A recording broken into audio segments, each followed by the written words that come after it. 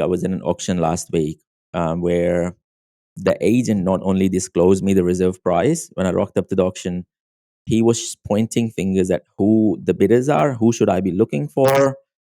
He was also telling me what their budgets are, right? And so that talks about the deep connection. And mind you, we have only met twice, right? And so that comes back as you coming out authentic. You are not playing games, right? And look, I mean, there are deals where you would be playing games. I'm not saying that, you don't, and we'll talk about some of those things as to how do you go about doing that. Negotiation or the art of negotiation includes everything. You have some cards that you put in the pocket, some cards that you put on the table, and how do you bring cards after cards slowly and gradually? And so understanding the seller as a next step, or understanding who this person is who is selling the property and understanding their why becomes the next best important thing, right? Absolutely.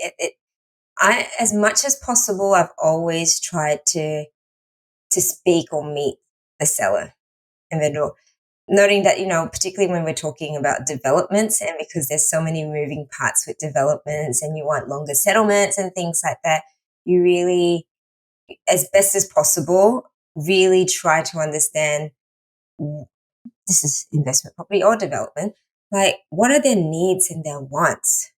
It's not just the price. It's not always just about the price. And it's particularly with a lot of development sites, if you're talking about greenfield areas where places used to be farmland. And so you often have elderly people are living in these farming lots. They've lived there for 50 years. They might have been migrants and, their whole family's been there, but they've worked their backs off.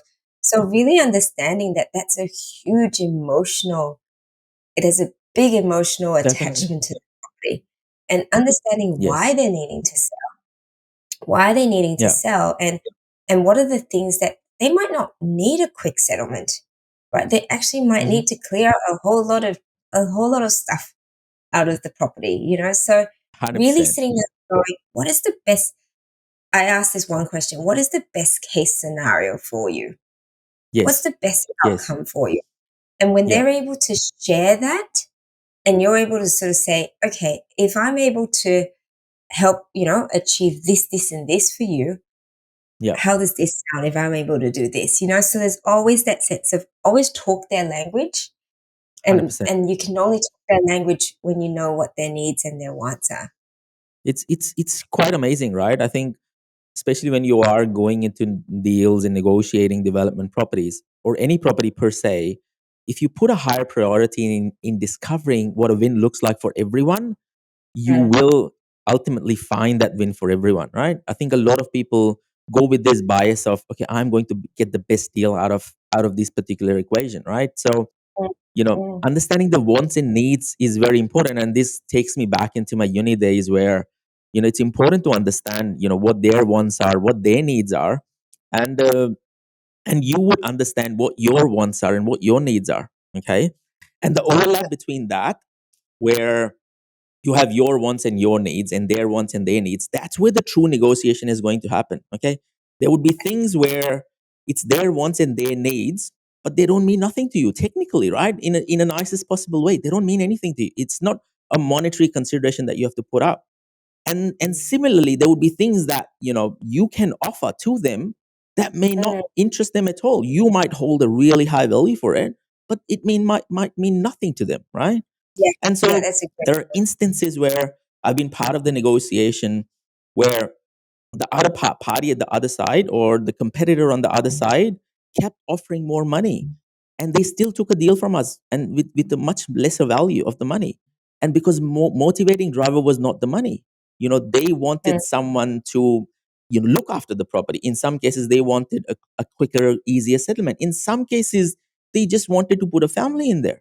And so there have been instances where they are so emotionally attached to the property, they don't want to talk to a developer. They just want to talk to a family. And they said, okay, we are going to hand it over to a family because there is no one in mm, my family to hand this over to.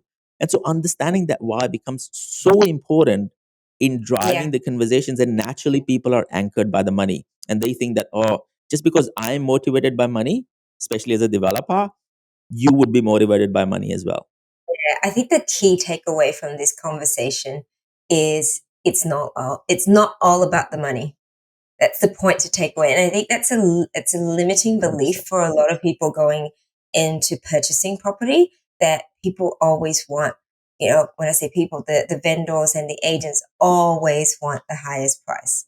Probably the agent, but Yes. the vendor, the agent wants the highest price, but the vendor's not necessarily, because value is, value is a very subjective thing. It's not objective. Yes. Value is, when you're talking about value to someone, it's an innate thing. Yes. What is valuable to me? So the point that you make about, it might be a vendor who's got this beautiful property, but they know it's suitable for development, but they actually want a lovely young family to purchase it.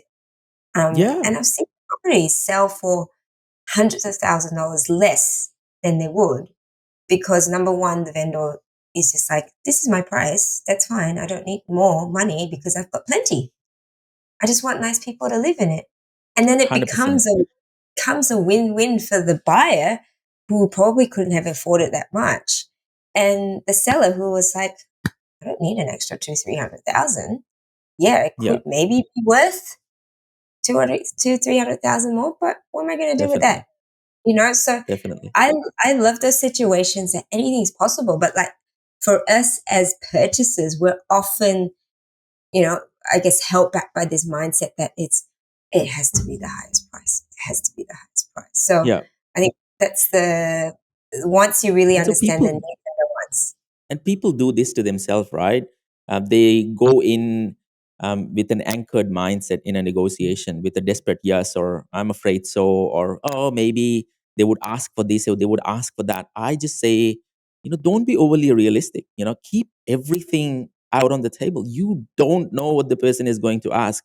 In one of the Mm, development deals, I kid you not, this person asked us that they don't want to sell it to us because we come out as developers and they have an amazing neighbor, and they don't want to sell it to a developer because they are against the neighbor. Okay. And so they knew that the neighbor wanted to sell first. So they pushed us onto the neighbor's property saying, can you please sell them first before we sell our property to you? Like, if you don't ask the questions, you don't get the outcomes, right? And so all they wanted, they were happy with everything that we were offering.